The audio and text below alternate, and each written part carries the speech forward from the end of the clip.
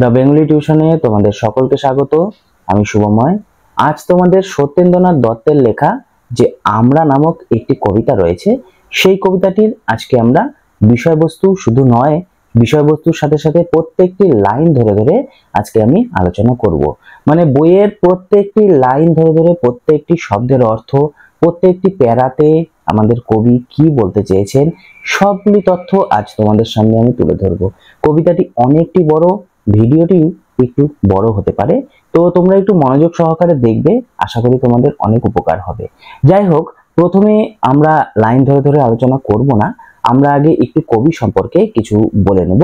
কবি সম্পর্কে বলা হয়ে গেলে তারপর আমরা কবিতাটির প্রত্যেকটি লাইন ধরে ধরে আলোচনা করব। চলো তাহলে আগে কবি সম্পর্কে কিছু জেনে নেই। সত্যেন্দ্রনাথ দত্তের জন্ম হয়েছিল 1882 খ্রিস্টাব্দের 11ই ফেব্রুয়ারি বর্ধমান যে জেলা রয়েছে সেই জেলার চুপি নামক গ্রামে। তার বাবার নাম ছিল রজনীকান্ত দত্ত এবং তার মায়ের নাম ছিল মহামায়া দেবী। সত্যেন্দ্রনাথ দত্ত মানে আমাদের যে কবি, তিনি তার পড়াশোনা জীবন শুরু করেছিলেন একটি মেট্রোপলিটন স্কুল থেকে। সেখান থেকে তিনি পাশ করেছিলেন, মানে মেট্রোপলিটন স্কুলে যে ভর্তি হয়েছিলেন সেখান থেকে তিনি পাশ করে স্কটিশ চার্চ কলেজ, তোমরা তো নাম সবাই শুনেছ, সেই স্কটিশ চার্চ কলেজে তিনি ভর্তি হয়েছিলেন এবং সেখান থেকে তিনি FA পরীক্ষায় পাশ করেছিলেন। FA পরীক্ষায় পাশ করলেও আমরা দেখতে পাই তিনি কিন্তু BA পরীক্ষায় পাশ করতে পারেননি। যেহেতু তিনি BA পরীক্ষায় পাশ করতে পারেননি, তাই সেখানে থেকে তিনি পড়াশোনা মোটামুটি ছেড়ে দিয়েছিলেন। আরেকটি ক্ষেত্রে আমরা লক্ষ্য করতে পারি যে তিনি পাঠ্যপুস্তকের মধ্যে যে সমস্ত লেখালেখিগুলো ছিল, মানে ধরো কাব্য, কবিতা, গল্প ইত্যাদি থেকে পাঠ্য কবিতার বাইরে যে সমস্ত বই রয়েছে, মানে গল্প, কবিতা ইত্যাদি, সেগুলিতে আমাদের এই কবির বেশি আগ্রহ আমরা দেখেছিলাম। তিনি ছোটবেলা থেকেই বিভিন্ন পত্রপত্রিকায় লেখালেখি করেছিলেন, মানে বিভিন্ন ধরনের কাব্য, সাহিত্য ইত্যাদি লেখে তিনি ছোটবেলা থেকেই তার হাত পাকিয়েছিলেন। তিনি বিভিন্ন পত্রপত্রিকায় তার লেখা নিয়মিতভাবে চালিয়ে যেতেন। সেই সমস্ত পত্রপত্রিকাগুলির মধ্যে উল্লেখযোগ্য হলো ভারতী, প্রবাসী, সবুজপত্র ইত্যাদি, আরো বিভিন্ন রয়েছে, এগুলি উল্লেখযোগ্য। তিনি প্রচুর কাব্যগ্রন্থ লিখেছিলেন। তো সেই প্রচুর কাব্যগ্রন্থ এখন তো আমরা অত বলবো না, আমরা তার কয়েকটি উল্লেখযোগ্য কাব্যগ্রন্থের নাম তুলে ধরতেই পারি।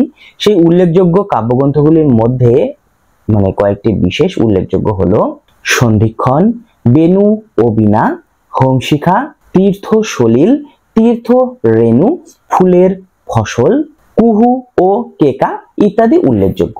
দেখো, সত্যেন্দ্রনাথ দত্ত নাম শুনলেই আমাদের প্রথমেই যেটি মনে আসে সেটি হলো ছন্দ। এই কবি আমাদের ছিল ছন্দের জাদুকর। সত্যেন্দ্রনাথ দত্ত তার জীবন বেশি দিন তিনি অতিবাহিত করতে পারেননি। মাত্র 40 বছর বয়সে এই আমাদের কবি পরলোক গমন করেছিল। আমাদের পাঠ্য যে আমরা কবিতাটি রয়েছে, সেই আমরা কবিতাটি বাণী পত্রিকায় 1911 খ্রিস্টাব্দে প্রথম প্রকাশিত হয়েছিল। পরে অবশ্য এই কবিতাটি 1912 খ্রিস্টাব্দে কুহু ও কেকা নামক যে কাব্যগ্রন্থটি তার লেখা, সেই মানে কাব্যগ্রন্থে পরে প্রকাশিত হয়েছিল। আমরা লক্ষ্য করেছি বারবার, সত্যেন্দ্রনাথ দত্ত বিশ্ব মানবতার বোধে তিনি জাগ্রত থাকলেও তিনি মনে প্রাণে ছিলেন একজন খাঁটি বাঙালি। তার সবচেয়ে বেশি সহানুভূতি ছিল খেটে খাওয়া মানুষ তাদের প্রতি, মানে যারা সমাজের খেটে খাওয়া মানুষ তাদের প্রতি তার সহানুভূতি বেশি পরিমাণে আমরা লক্ষ্য করতে পারি। এই কবিতায় আমরা লক্ষ্য করি বাংলাদেশের যে অপরূপ সৌন্দর্য চারিদিকে ছড়িয়ে ছিটিয়ে রয়েছে, সেই অপরূপ সৌন্দর্যের কথা। এই বাংলার যে অপরূপ সৌন্দর্য রয়েছে, সেই সৌন্দর্যের পরিচয় তিনি এই কবিতার প্রত্যেকটি ছত্রে ছত্রে তিনি দিয়েছেন। এছাড়াও বাঙালির কৃতিত্বের বর্ণনাও তিনি এই কবিতার প্রত্যেকটি লাইনে লাইনে তিনি তুলে ধরেছেন। শুধুমাত্র বাঙালির কৃতিত্ব না, বাঙালির স্থাপত্য, ভাস্কর্য ইত্যাদি, বাংলায় যে সমস্ত ভালো ভালো জিনিস রয়েছে, মানে যেগুলো তোমার বইয়ের পাতায় আমরা দেখতে পাই বা যেগুলি নিয়ে আমরা গর্ব অনুভব করতে পারি, সেই সমস্ত জিনিসগুলিকে তিনি তুলে ধরেছেন তার এই কবিতায়। কবি এটাও বিশ্বাস করেছেন বাঙালি তার সাধনার দ্বারা সে মানে বাঙালি পৃথিবীর মধ্যে শ্রেষ্ঠ আসনে একদিন না একদিন পৌঁছতে পারবেই। দেখো, এবার আমরা যেটা শুরু করব সেটা হলো আমাদের যে পাঠ্য রয়েছে, মানে আমরা কবিতাটি, সেই পাঠ্যটি আমরা পড়ব এবং তার সাথে সাথে আলোচনা করব। চলো তাহলে শুরু করি এবার পাঠ্য। দেখো, আমার কাছে রয়েছে এই যে বইটা, তোমাদের কাছে এই বইটা অবশ্যই আছে আমি জানি। তো এই বইটার আমরা নামক যে কবিতাটি রয়েছে সেই কবিতাটি এখন আমরা পাঠ করব এবং প্রত্যেকটি প্যারা ধরে ধরে আমরা আলোচনা করব। তো চলো তাহলে প্রথম যে প্যারাটি রয়েছে সেই প্যারাটি আমরা দেখে নেই। আমরা সত্যেন্দ্রনাথ দত্তের লেখা। মুক্তবেণীর গঙ্গা যেথায় মুক্তি বিতরে রঙ্গে, আমরা বাঙালি বাস করি সেই তীর্থে বরদ বঙ্গে। বাম হাতে যার কমলার ফুল, ডাহিনে মধুকমালা, ভালে কাঞ্চন শৃঙ্গ মুকুট, কিরণে ভুবন আলা। কোল ভরা যার কনক ধান্য, বুক ভরা যার স্নেহ, চরণে পদ্ম অতসী অপরাজিতায় ভূষিত দেহ। সাগরে যাহার বন্দনা রচে শত তরঙ্গ ভঙ্গে, আমরা বাঙালি বাস করি সেই বাঞ্ছিত ভূমি বঙ্গে। দেখো, এটা হলো প্রথম প্যারা। এবার আমরা এই প্রথম প্যারার যে বিষয়বস্তু সেটা দেখে নেব। প্রথমেই বলে রাখি, মুক্ত বেণী। মুক্ত বেণী কথাটির অর্থ হলো বিনুনি বাঁধেনি বা বেণী করেনি এমন মুক্ত চুলকেই মুক্ত বেণী বলা হয়েছে। এখানে প্রথম স্তবকেই দেখানো হয়েছে হিমালয় থেকে সৃষ্ট যে গঙ্গার জল উচ্চ সমভূমি বেয়ে নিম্ন সমভূমিতে এসে বাংলাকে করে তুলেছে সুজলা এবং সুফলা। যার বাঁ হাতে আমরা লক্ষ্য করি লক্ষ্মী দেবীর ফুল পদ্ম এবং ডান হাতে আমরা লক্ষ্য করি পদ্মের লোভী অসংখ্য মধুকরের আনাগোনা। তার কপালে আমরা লক্ষ্য করে থাকি সূর্যের আলোতে সোনালী হয়ে ওঠা বরফে ঢাকা হিমালয়ের মুকুট। সেই বরফে ঢাকা হিমালয়ের যে মুকুট রয়েছে সেই বরফে ঢাকা মুকুট থেকে তার যে আলোর একটা বিচ্ছুরণ, সেই আলোর বিচ্ছুরণে চারিদিক আলোকিত হয়ে উঠেছে। কবি এখানে লক্ষ্য করেছিলেন বাংলা মায়ের বুকে সোনালী ধানের সমাহার, আর তার সারা হৃদয় জুড়ে রয়েছে স্নেহের মণিকাঞ্চন। তার পায়ের কাছে পূজার অর্ঘ্যের মতো ফুটে রয়েছে পদ্ম, আর তার দেহ অপরাজিতা ফুলে সজ্জিত হয়ে রয়েছে। অজস্র সাগরের ঢেউ যে বাংলাকে প্রণাম করে সেই বাংলাতেই আমরা বসবাস করি। তাই কবি এই বাংলার বুকে জন্মগ্রহণ করে নিজেকে গর্বে অনুভব করেছে, মানে নিজেকে তিনি গর্বে ভরিয়ে তুলেছে আর কি। এবার আমরা এই কবিতার যে দ্বিতীয় প্যারা রয়েছে সেই দ্বিতীয় প্যারাটি পড়ে নেব, তারপর এই দ্বিতীয় প্যারার যে বিষয়বস্তু সেটি আলোচনা করব। বাঘের সঙ্গে যুদ্ধ করিয়া আমরা বাঁচিয়া আছি, আমরা হেলায় নাগেরে খেলায় নাগিরে মাথায় নাচি। আমাদের সেনা যুদ্ধ করেছে সজ্জিত চতুরঙ্গে, দশাননজয়ী রামচন্দ্রের প্রপিতামহের সঙ্গে। আমাদের ছেলে বিজয় সিংহ লঙ্কা করিয়া জয়, সিংহল নামের রেখে গেছে নিজ শৌর্যের পরিচয়। এক হাতে মোরা মগেরে রুখেছি মোগলেরে আর হাতে, চাঁদ প্রতাপের হুকুমে হটিতে হয়েছে দিল্লি নাথে। দেখো, এটা হলো সেকেন্ড প্যারা। এবার আমরা সেই সেকেন্ড প্যারার বিষয়বস্তু নিয়ে আলোচনা করব। এই দ্বিতীয় প্যারাটিতে কবি বারবার বলেছেন আমরা যারা বাঙালি সেই বাঙালিদের প্রত্যেকটি মুহূর্ত জীবনে সংগ্রাম করে বেঁচে থাকতে হয়। আমরা সচ্ছলভাবে বা আমরা যে সরল জীবনযাপন সেটা হয় না, আমাদের সবসময় জীবন সংগ্রামের মধ্য দিয়ে বেঁচে থাকতে হয়। তাই কবি এই প্যারাতে বলেছিলেন আমাদের বাঙালিদের বাঘের সাথে লড়াই করে বেঁচে থাকতে হয়।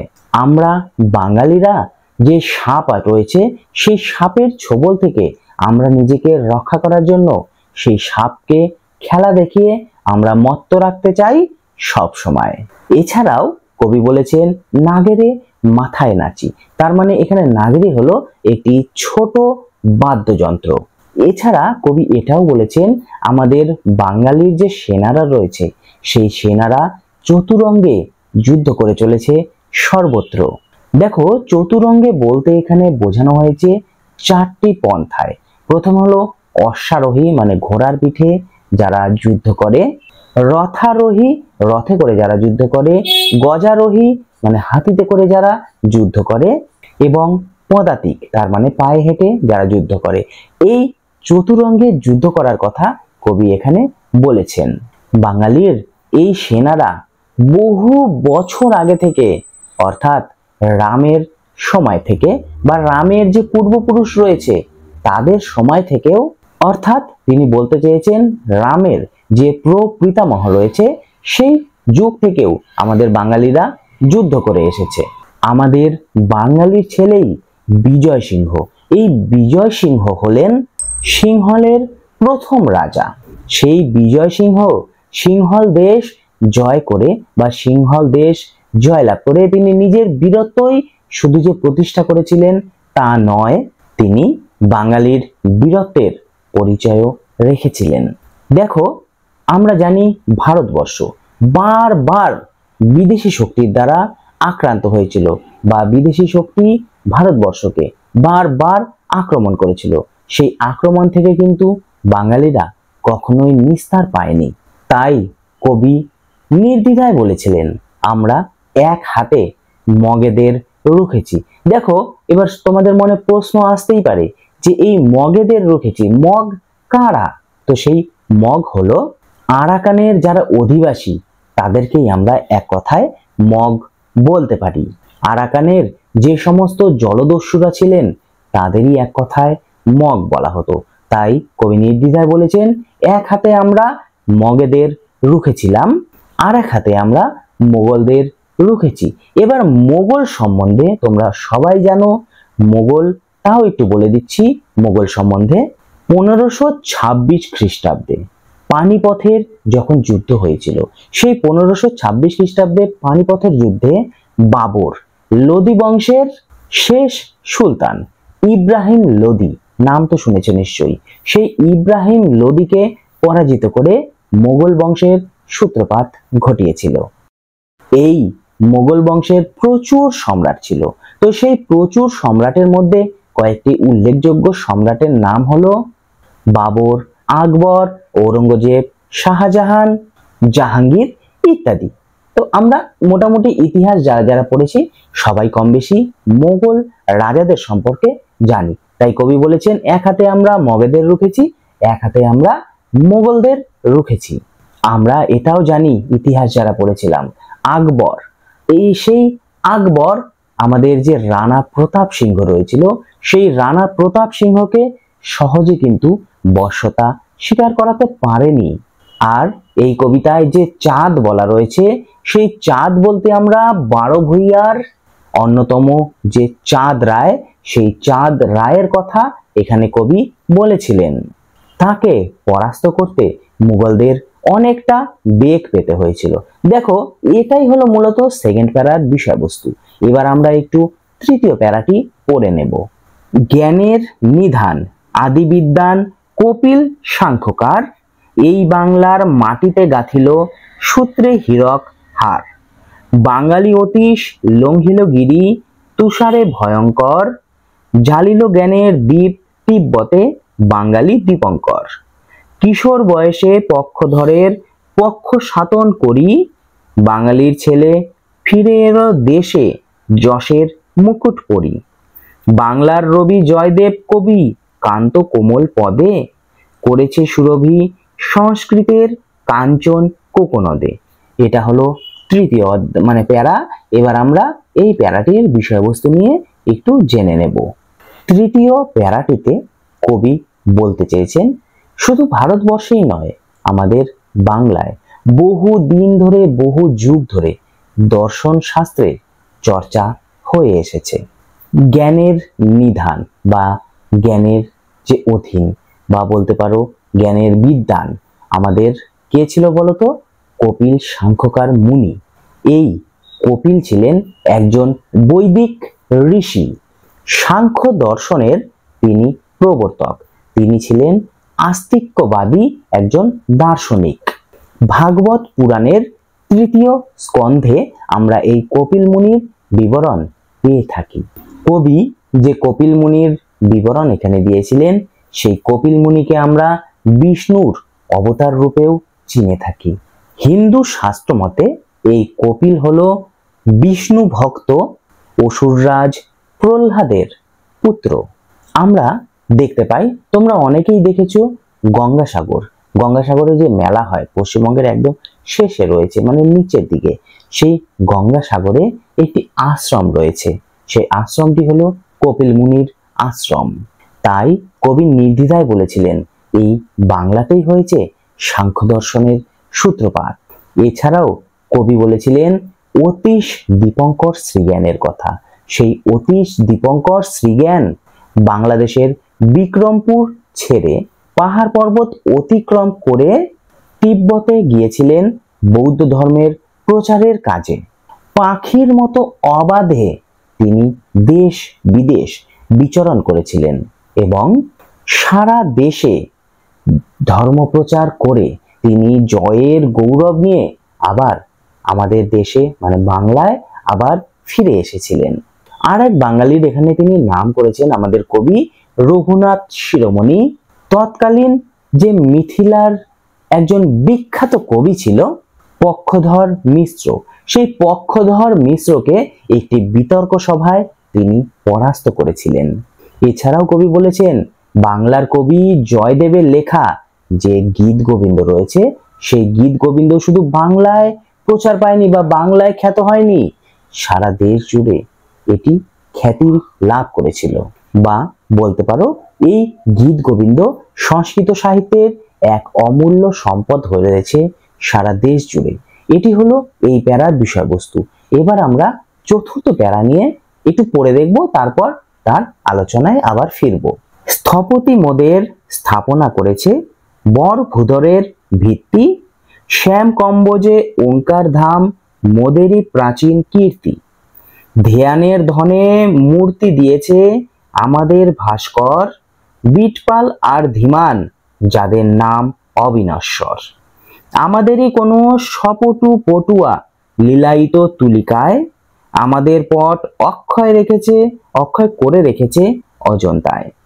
কীর্তনে আর বাউলের গানে আমরা দিয়েছি খুলি, মনের গোপনে নিভৃত ভুবনে দাঁড় ছিল যতগুলি। দেখো, এটা হলো চতুর্থ নম্বর প্যারা। এবার আমরা এই চতুর্থ প্যারার বিষয়বস্তু একটু দেখে নেব। খ্রিস্টীয় নবম শতাব্দীর সময় জাভা দ্বীপে মানে বর্তমানে ইন্দোনেশিয়ায় শৈলন্দ রাজবংশের রাজত্বকালে গড়ে উঠেছিল সুবিশাল এক বৌদ্ধ স্তূপ, যার নাম ছিল বরভূধর। এই বরভূধরের কথা কবি এই কবিতায় উল্লেখ করেছেন।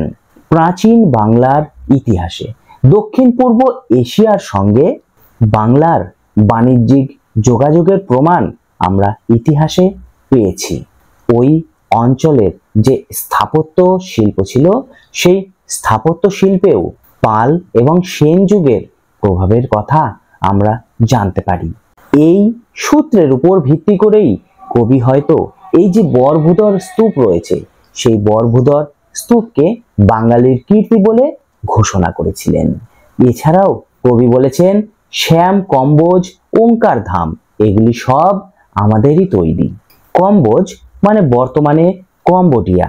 দ্বাদশ শতাব্দীতে খমের বংশীয় রাজা দ্বিতীয় সূর্যবর্মনের সময়কালে নির্মিত হয়েছিল এই বৌদ্ধ মন্দির। প্রথমে হিন্দু, পরে সেটা বৌদ্ধ মন্দিরে স্থানান্তরিত হয়েছিল। বৌদ্ধ মন্দিরটি হলো ওঙ্কার ধাম। প্রাচীন বাংলার সাথে দক্ষিণ পূর্ব এশিয়ার বাণিজ্যিক যোগাযোগের এবং সেই অঞ্চলের স্থাপত্যে সেই সময়কার পাল সেন যুগের একটি সূত্র বা যোগসূত্র কবি উল্লেখ পেয়েছিলেন বা উল্লেখ এই কবিতায় করেছিলেন।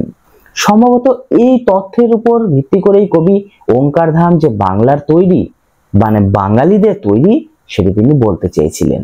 এরপর কবি বলেছিলেন শিল্পী তার মনের গভীর ধ্যানে অর্থাৎ মনের গভীর ভাবনায় কল্পনায় যা দেখেছেন তাকেই রূপ দিয়েছিলেন মূর্তিতে বা ভাস্কর্যে। প্রাচীন রাজাদের যে পাল বংশ রয়েছিল সেই পাল বংশের রাজাদের রাজত্বকালে ভাস্কর বিটপাল এবং ধীমান বাঙালির এই কল্পনাকে রূপদান করেছিলেন।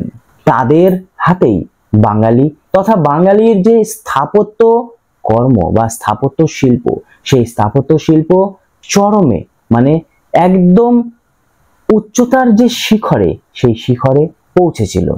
এছাড়াও চিত্রকলা বা চিত্রবিদ্যার ক্ষেত্রে পটুয়াদের যে পটচিত্র রয়েছে সেই পটচিত্র অসাধারণ রেখায় উজ্জ্বল হয়ে রয়েছে চিরকাল। আমরা জানি অজন্তার 17 নম্বর যে গুহা রয়েছে সেই গুহায় হাতি এবং অশ্বারোহী বাহিনীর মধ্যে রাজপুত্র বিজয় সিংহের এবং সিংহল রাজের দুটি অভিষেকের ছবি আমরা দেখতে পাই। সিংহলি দ্বীপবংশ এবং মহাবংশ পুরাণ অবলম্বনে এই বিজয় সিংহ রার দেশের সিংহপুরের একজন রাজপুত্র ছিলেন। অনেকে মনে করেছিলেন তিনি একজন বাঙালি। তাই কবি বলেছেন যে কোনো এক বাঙালি পটুয়া অর্থাৎ চিত্রশিল্পী অজন্তার সেই গুহায় বাঙালির পট অক্ষয় করে রেখেছেন। এছাড়াও বাংলার নিজস্ব সম্পদ কীর্তন গান ও বাউলের কথা বা বাউল গানের কথা কবি এই কবিতায় উল্লেখ করেছেন। আমরা সবাই জানি কীর্তন হলো রাধা কৃষ্ণের যে প্রেমলীলা, সেই প্রেমলীলা সম্পর্কিত একটি গান। আর ধর্মীয় সংস্কার ও সংকীর্ণতা থেকে মুক্ত বাউল সম্প্রদায়ের গান হলো বাউল গান, যা বাংলাকে ছাপিয়ে দেশকে এক চূড়ান্ত শিখরে নিয়ে পৌঁছে গিয়েছে। দেখো, এই পর্যন্তই ছিল এই প্যারার বিষয়বস্তু। এবার আমরা 5ম নাম্বার যে প্যারা রয়েছে সেই প্যারাটি পড়ব এবং তারপর তার বিষয়বস্তু আলোচনা করব। মন্বন্তরে মরি নিয়ে আমরা মারি নিয়ে ঘর করি, বাঁচিয়া গিয়াছি বিধির আশিসে অমৃতের টিকা পড়ি। দেবতারে মোরা আত্মীয় জানি আকাশে প্রদীপ জ্বালি, আমাদেরই এই কুঠিরে দেখেছি মানুষের ঠাকুরালি। ঘরের ছেলের চোখে দেখেছি বিশ্বভূপের ছায়া, বাঙালির হিয়া অমিয় মথিয়া নিমাই ধরেছে কায়া। বীর সন্ন্যাসী বিবেকের বাণী ছুটেছে জগৎময়, বাঙালির ছেলে ব্যাঘ্রে বিষবে ঘটাবে সমন্বয়। এবার আমরা এই যে 5ম প্যারাটি আমরা পড়লাম এটির বিষয়বস্তু দেখে নেব। কবি এখানে স্পষ্টভাবে বলেছেন বাঙালি তথা ভারতবর্ষীয় আমরা যারা ভারতবর্ষে যারা বসবাস করি তারা কষ্ট করে আমরা জীবন সংগ্রাম করেই বেঁচে থাকতে জানি। কবি এটাও বলেছেন যে আমাদের বাংলার বুকে দুর্ভিক্ষ এসেছে, মারি এসেছে। মারি বলতে এখানে কবি মহামারীর কথা বলেছিলেন। দুর্ভিক্ষে বহু মানুষের খাদ্যের অভাবে হাহাকারে তাদের মৃত্যু পর্যন্ত হয়েছিল, এটাও আমরা ইতিহাস ঘাটলে পরে দেখতে পাই। আবার আমরা দেখতে পাই সংক্রামক রোগে অনেক বাঙালি তথা ভারতবাসীর একের পর এক ক্রমাগত মৃত্যু হয়ে চলেছিল। কিন্তু আমরা বাঙালি জাতি এই সমস্ত প্রতিকূলতার বিরুদ্ধে আমরা লড়াই করে জিতেছি, এবং শুধু লড়াই করে আমরা জিতেছি তাই নয়, আমরা লড়াই করে নিজেদের টিকিয়ে রাখতে বা বাঁচিয়ে রাখতে সমর্থ হয়েছি। মৃত্যুর রাজ্য থেকে বাঙালিরা অমৃতের টিকা পড়ে জয়ী হয়ে বের হয়ে এসেছে, এটাও আমাদের কবি গর্ব করে বলেছেন। তাছাড়াও কবি আমাদের বলেছেন দেখো, দেবদেবীদের প্রতি বাঙালিরা যে শ্রদ্ধা রেখে চলে সেই শ্রদ্ধা অন্য কোনো জাতির মধ্যে দেখা যায় না। বাঙালিদের মধ্যে দেবদেবীর প্রতি শ্রদ্ধা অনেকটাই বেশি লক্ষ্য করা যায়। কার্তিক মাসের সন্ধ্যাবেলা দেবতাদের উদ্দেশ্যে শুধু নয়, কার্তিক মাসের সন্ধ্যাবেলা আমাদের যে পূর্বপুরুষেরা রয়েছে তাদের উদ্দেশ্যেও উঁচু স্থানে প্রদীপ জেলে দেওয়ার রীতি শুধুমাত্র বাঙালিদের মধ্যেই কবি লক্ষ্য করেছেন। দেখো, ঠিক এর পরের লাইনে আমরা দেখেছি আমাদের এই কুঠিরে রয়েছে মানুষের ঠাকুরালি। ঠাকুরালি শব্দের অর্থ যদি আমরা বের করি, সেই ঠাকুরালি শব্দের অর্থ হবে দেবতা সুলভ মহিমা। বাঙালি ঘরের ছেলেমেয়েরা তাদের নিজস্ব কাজের দ্বারাই বা নিজস্ব কাজের মাধ্যমেই দেবতার মতো পর্যায়ে, হয়তো দেবতা নয় কিন্তু দেবতার মতো পর্যায়ে তারা গিয়ে পৌঁছেছিল। আর তাদের মধ্যে উল্লেখযোগ্য আমরা বলতে পারি মহাপ্রভু চৈতন্যদেব। চৈতন্যদেবকে আমরা দেবতা হিসাবেই চিনে থাকি। এছাড়াও আমরা লক্ষ্য করে থাকি সনাতন ধর্মের প্রবক্তা বীর সন্ন্যাসী বিবেকানন্দ। এই বিবেকানন্দকে কে না চেনে? সেই বিবেকানন্দ যখন আমেরিকার শিকাগো শহরে সেই বিশ্ব ধর্মর যে একটা বক্তৃতা দিয়েছিলেন, সেই সভায় বক্তৃতা দিয়ে নিজের পরিচয় তিনি বিশ্ববাসীর কাছে জাহির করেছিলেন। শুধু নিজে যে খ্যাতি হয়েছিলেন তা নয়, তিনি বাঙালি জাতিকেও উঁচু গর্বের একটা অধিষ্ঠানে তিনি অধিষ্ঠিত করেছিলেন। তাই কবি একথা জোর করে বলেছেন যে বাঙালিরা চাইলেই বাঘ এবং ষাঁড়কে একসাথে মিলন ঘটাতে পারে। এবার আমরা ষষ্ঠ যে প্যারা রয়েছে, মানে এই কবিতার ষষ্ঠ প্যারার একটু পড়ে নেব, তারপরে ষষ্ঠ প্যারা নিয়ে আমরা আলোচনায় ফিরব। তপের প্রভাবে বাঙালি সাধক জ্বরের পেয়েছে সারা, আমাদের এই নবীন সাধনা সব সাধনার বাড়া। বিষম ধাতুর মিলন ঘটায়ে বাঙালি দিয়াছে বিয়া, মোদের নব্য রসায়ন শুধু গড় মিলে মিলাইয়া। বাঙালির কবি গাহিছে জগতে মহামিলনের গান, বিফল নহে এ বাঙালি জনম, বিফল নহে এ প্রাণ। ভবিষ্যতের পানে মোরা চাই আশা ভরা আহ্লাদে, বিধাতার কাজ সাধিবে বাঙালি ধাতার আশীর্বাদে। দেখো, এটা হলো সপ্তম অনুচ্ছেদ বা সপ্তম প্যারা। এবার আমরা এই ষষ্ঠ প্যারার এবার আমরা এই ষষ্ঠ প্যারার যে বিষয়বস্তু ছিল বা কবি এখানে যা বলতে চেয়েছেন সেটি একবার দেখে নেব। বাংলা শুধুমাত্র নয়, পুরো ভারতবর্ষই হলো জপ তপের এক বঙ্গভূমি। আমরা সকলেই জানি আচার্য জগদীশ চন্দ্র বসু তার কঠোর পরিশ্রমের ফলে বা তার কঠোর সাধনার ফলে তিনি আবিষ্কার করেছিলেন যে গাছেদেরও প্রাণ রয়েছে। এছাড়াও কবি আমাদের বলেছিলেন সব সাধনার কথা, অর্থাৎ সদ্য মৃত পুরুষের শবের ওপর ঘোড়ায় চড়া ভঙ্গিতে বসে তান্ত্রিক যে সাধনা, সেই সাধনাকেই বলা হয় সব সাধনা। এই তান্ত্রিক পদ্ধতি আমাদের বাংলাতে বহু যুগ ধরেই চলে এসেছে। পরের লাইনে আমরা দেখে নেব বিষম ধাতুর বিয়ে অর্থাৎ মিলনের কথা কবি এখানে আমাদের বলেছেন।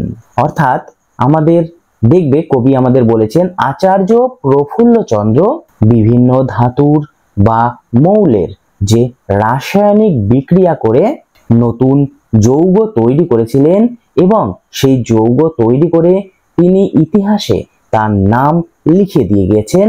এর ফলে শুধুমাত্র তিনি নয়, গোটা বাঙালি জাতি তার প্রতি কৃতজ্ঞ। পরের জায়গাটিতে দেখো, গড় মিলে মিলাইয়া একটি জায়গায় বলেছে কবি। গড় মিলে মিলাইয়া বলতে কবি এখানে যেসব মৌলের মধ্যে রাসায়নিক ধর্মের ক্ষেত্রে কোনো মিল নেই তাদের সংযোগকেই বুঝিয়েছেন। পরের লাইনেই দেখো কবি এখানে বলেছেন বাঙালির কবি গাহিছে জগতে মহামিলনের গান। আসলে আমরা সকলেই জানি সত্যেন্দ্রনাথ দত্ত ছিলেন রবীন্দ্র অনুসারী কবি, তাই তিনি বাঙালির কবি বলতে এখানে মূলত রবীন্দ্রনাথকেই বোঝাতে চেয়েছিলেন। তাছাড়াও আমরা জানি বাংলার বুকে বহু এমন কবির আবির্ভাব ঘটেছে যারা মানব সভ্যতার মহামিলনের ক্ষেত্রকে প্রসারিত করেছে। এর ফলে বাঙালি জাতির গর্ব আরো বাড়িয়ে তুলেছেন তারা। আসলে মানুষের বিশ্বাস হলো ঈশ্বর পৃথিবীর অর্থাৎ মানুষের সবসময় মঙ্গল করে থাকেন। কবি তাই মনে করেছেন বিধাতার আশীর্বাদে বাঙালি তার এই কল্যাণময় কাজের দায়িত্ব নিজ হাতে তুলে নেবেন। এটি হলো ষষ্ঠ অধ্যায়ের যে আলোচনা সেটি। এবার আমরা সপ্তম অধ্যায়ের আলোচনা আসব। তার আগে সপ্তম অধ্যায়টিতে মানে প্যারাটিতে কবি কি বলেছেন সেটি একবার দেখে নেব। বোতলের মুখে প্রশ্ন যে ছিল আমরা নিয়েছি কেড়ে, জবাব দিয়েছি জগতের আগে ভাবনা ও ভয় ছেড়ে, বাঁচিয়া গিয়েছি সত্যের লাগি সর্ব করিয়া পণ, সত্যে প্রণমী থেমেছে মনের অকারণ স্পন্দন, সাধনা ফলেছে প্রাণ পাওয়া গেছে জগৎ প্রাণের হাটে, সাগরে হাওয়া নিয়ে নিঃশ্বাসে গম্ভীরা নিশি কাটে, শ্মশানের বুকে আমরা রোপণ করেছি পঞ্চবটি, তাহারি ছায়ায় আমরা মিলাবো জগতের শতকোটি। এবারে আমরা এই সপ্তম প্যারার কিছু বিষয়বস্তু তোমাদের সামনে তুলে ধরব। সপ্তম প্যারাতে এসে আমরা বেতালের কথা দেখতে পাই। বেতাল বিক্রমাদিত্যকে একটি করে গল্প বলতো এবং সেই গল্প থেকে একটি করে কঠিন প্রশ্ন জিজ্ঞেস করত। কবি এটাও বলেছেন যে পৃথিবীর যত সমস্ত কঠিন কঠিন প্রশ্ন রয়েছে সেই সমস্ত প্রশ্ন বাঙালিরা উত্তর আগে থেকেই জেনে রয়েছে বা বাঙালিরা সমস্ত কিছুর উত্তর আগে থেকেই জানে। মৃত্যুকে ভয় না করে জীবন মৃত্যুকে সঙ্গে নিয়ে সত্য সন্ধান করে বেরিয়েছিলেন বাঙালিরা। আসলে আমরা দেখতে পাই কবিতায় প্রথম থেকেই কবি বাঙালিদের কৃতিত্বের কথা উল্লেখ করেছেন। বাঙালির বহু যুগের সাধনার ফলেই সে বা তারা এতদিনে সাফল্য পেয়েছে, তাই তারা জগৎ প্রাণের হাটে বা বিশ্বের দরবারে স্থান পেয়েছে। আমরা সকলেই জানি আমাদের দক্ষিণে আছে সমুদ্র, তাই বাঙালির মহাপ্রভুর মতোই সমুদ্রের হাওয়ায় নিঃশ্বাস নিয়ে নিজের ভাবনা নিয়েই সর্বদা মেতে থাকে। পরের লাইনে দেখো কবি বলেছেন আমরা শ্মশানের বুকে পঞ্চবটি স্থাপন করেছি। আমরা জানি অশ্বত্থ, বট, বেল, অশোক এবং আমলকি, এই যে পাঁচটি গাছ, এই পাঁচটি গাছের সমাহারকে বলা হয় পঞ্চবটি। শ্মশানে যেখানে মানুষের জীবনের শেষ হয় সেই শ্মশানেই পঞ্চবটি তলায় আমরা জীবনের জয়গানে মেতে উঠি এবং কবি গর্ব করে বলেছেন সেই পঞ্চবটি বনের বা পঞ্চবটি গাছের ছায়ায় আমরা শতকোটি মানুষ একাকার হয়ে যাব। এবার আমরা শেষ যে অনুচ্ছেদ রয়েছে, অষ্টম অনুচ্ছেদ বা শেষ প্যারা, সেই প্যারাটি একবার পড়ে নেব, তারপর আমরা এই কবিতার শেষ প্যারাটির কিছু বিষয়বস্তু তোমাদের সামনে তুলে ধরব। চলো তাহলে শেষ প্যারাটি পড়ে নেই। মনি অতুলন ছিল যে গোপন সৃজনের শতদলে, ভবিষ্যতের অমর সে বীজ আমাদেরই করতলে, অতীতে যাহার হয়েছে সূচনা সে ঘটনা হবে হবে, বিধাতার বরে ভরিবে ভুবন বাঙালির গৌরবে, প্রতিভায় তপে সে ঘটনা হবে, লাগিবে না তার বেশি, লাগিবে না তাহে বাহুবল কিবা জাগিবে না দেশাদেশি, মিলনের মহামন্ত্রে মানবে দীক্ষিত করি ধীরে, মুক্ত হইব দেব ঋণে মোরা মুক্ত বেনির তীরে। এবারে আমরা এই অষ্টম প্যারার যে বিষয়বস্তু রয়েছে সেটি একবার দেখে নেব। মনি অতুলন বলতে এখানে প্রবাল, মুক্তা, এক কথায় বহুমূল্য পাথরের যে অতুলনীয় সৌন্দর্য, সেই সৌন্দর্যের কথা কবি বলেছেন। আর সৃজন বলতে সৃষ্টি করা বা তৈরি করাকে বোঝায়। আর শতদল শব্দের অর্থ আমরা সকলেই জানি। শতদল শব্দের অর্থ হলো পদ্ম। যে মনির সৌন্দর্য পদ্মের মধ্যে বা নিচে লুপ্ত অবস্থায় ছিল, ভবিষ্যতের অমর সে বীজ আমাদের বাঙালিদের হাতের মুঠোয় রয়েছে বলে কবি মনে করেন। ইতিহাসের গৌরবজনক বিভিন্ন কাজকর্ম তাই যেগুলি বাঙালিদের দ্বারা রচিত হয়েছিল সেগুলি অতীত বর্তমানের পথ বেয়ে ভবিষ্যতের দিকে ধাবিত হবে। যেহেতু কবি বাঙালির প্রতি আস্থাশীল, তাই কবি মনে করেছেন প্রতিভার দ্বারা বাঙালি বাংলাকে মানে আমাদের যে স্বদেশ রয়েছে সেই স্বদেশকে বিশ্বের দরবারে পৌঁছে দেবে। আর সেই বিশ্বের দরবারে বাঙালির পৌঁছতে লাগবে না কোনো বাহুবল বা কোনো ঝামেলা করারও প্রয়োজন নেই, এটা কবি মনে করেছেন। প্রতিভার মাধ্যমেই সে শ্রেষ্ঠত্বের আসন পাবে। দেখো এই কবিতার একদম শেষ 2 লাইনে আমরা চলে এসেছি।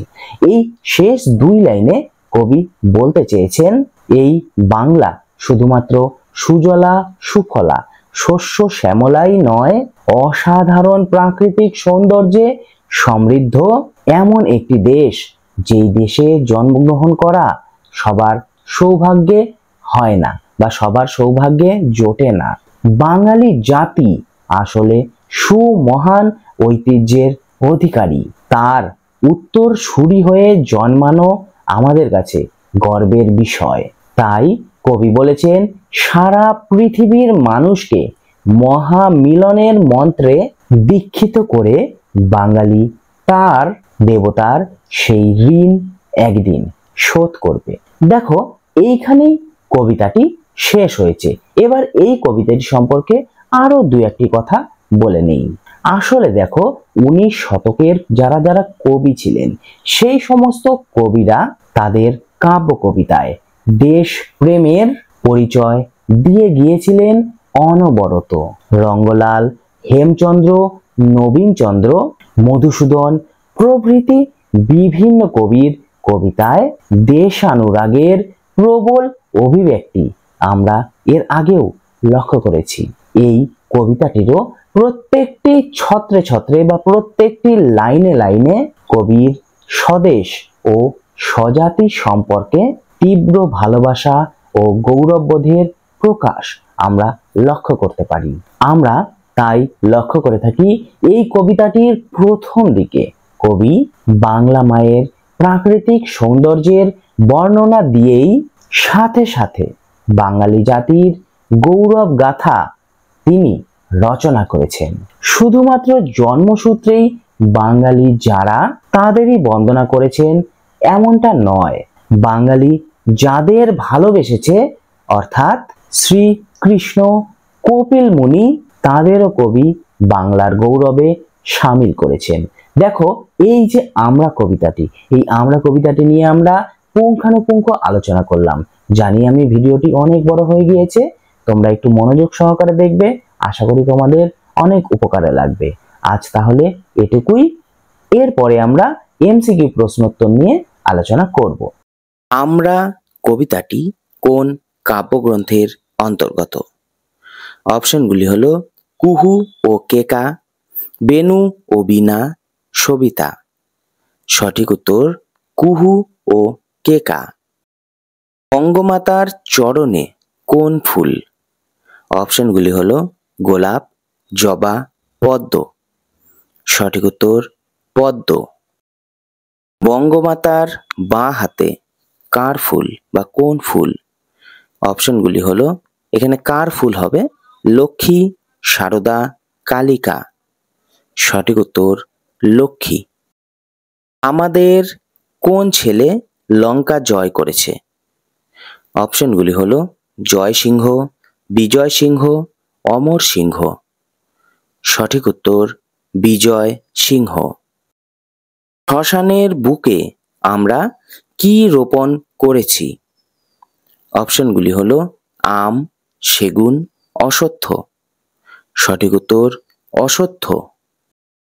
আমরা কাদের সঙ্গে যুদ্ধ করে বেঁচে আছি? অপশনগুলি হলো বাঘ, সিংহ, কুমির। সঠিক উত্তর বাঘ। এক হাতে মোড়া মগেরে রুখেছি, মগ কারা? অপশনগুলি হলো বৈদেশিক শত্রু, কুষাণরা, জলদস্যু। সঠিক উত্তর জলদস্যু। মুক্ত বেনির গঙ্গা কি বিতরণ করে? অপশনগুলি হলো মুক্তি, শান্তি, প্রসাদ। সঠিক উত্তর মুক্তি। অতীশ দীপঙ্কর কোথায় জানানের দ্বীপ জ্বেলেছিল? অপশনগুলি হলো শ্রীলঙ্কায়, তিব্বতে, ভুটানে। সঠিক উত্তর তিব্বতে। এটা জ্ঞানের দ্বীপ হবে। আমরা মরিনি। অপশনগুলি হলো যুদ্ধে, রোগে, শোকে, মন্বন্তরে। সঠিক উত্তর মন্বন্তরে। আমরা কবিতায় ঘরের ছেলের চোখে কিসের ছায়া দেখা যায়? অপশনগুলি হলো বিশ্বরূপের, প্রাচীন ভারতের, বঙ্গজননীর। সঠিক উত্তর বিশ্বরূপের। বঙ্গজননীর ডান দিকে কি আছে? অপশনগুলি হলো গাদার মালা, মধুক মালা, শস্যভূমি। সঠিক উত্তর মধুক মালা।